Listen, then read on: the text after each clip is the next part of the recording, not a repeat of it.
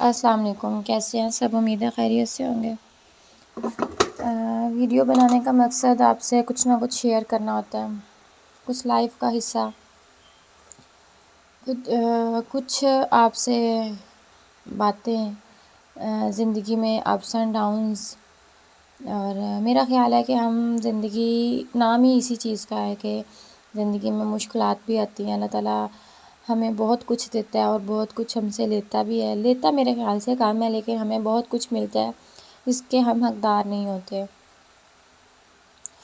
بچوں کے ساتھ چھوٹا سا ٹرپ ایک مثال ہے کہ ہم کس طرح سے زندگی کو گزارتے ہیں، اور اس کے بعد ہم اس میں رہتے ہوئے اللہ تعالیٰ سے لوگوں کو دیکھتے ہوئے کہ فلاں نے یہ کام کیا، ہمیں بھی یہ چیز ملنی چاہیے تھی۔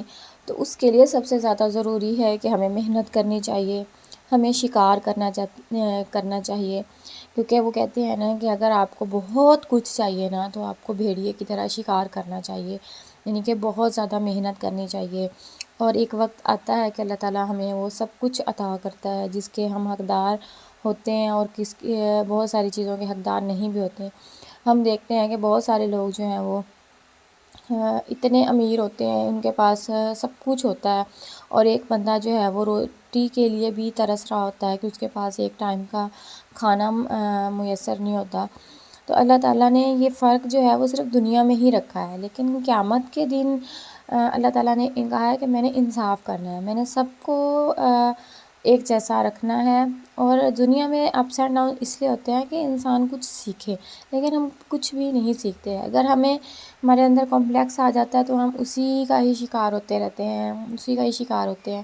لیکن جب ہم اس چیز سے نکل آتے ہیں تو پھر ہماری زندگی پرسکون ہو جاتی ہے۔